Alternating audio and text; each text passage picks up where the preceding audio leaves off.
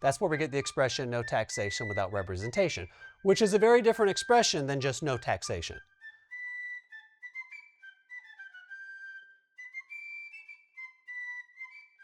Mainly, it wasn't that the colonists were mad they were being taxed.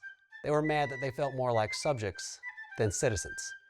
So early on in the nation's history, federal taxes were a very small part of America's revenue. States had all the power to tax. In fact, the original Constitution didn't really even give the federal government a lot of flexibility in taxing the income of its citizens.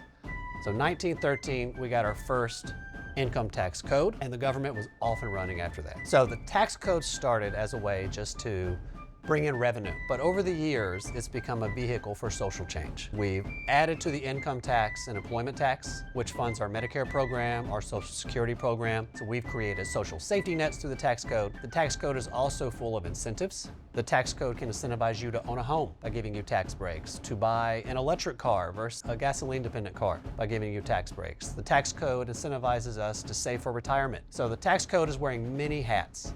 So when it comes to addressing inequality and economic growth in America, the tax code is the primary vehicle used by our government to do these things. The other thing that's really going to shape the conversation in the future is this ever-changing conversational technology. When America was made up of farmers, before we even had an industrial revolution, factories popped up everywhere. Congress had to deal with how do we tax, how do we regulate, more machine-driven, factory-driven workforce. On into the computer age, and now as we step into the AI age, we have lots of machines and lots of intelligent machine agents now producing a lot of income. How does the government handle that? How do they tax that? How does that change the tax system? How does the government make sure they're on top of it from a regulatory standpoint? For the past 250 years, we've had this notion that taxes are complicated and they're hard, and we sit down with our tax forms every year, or we go to our CPA and we put all of our receipts and shoebox of stuff into a black box and just hope it comes out right and then we don't get audited. I think in the next 250 years, technology will be a great help here. I think AI will be a great help here, and tax compliance could get more automated or even fully automated for a lot of Americans.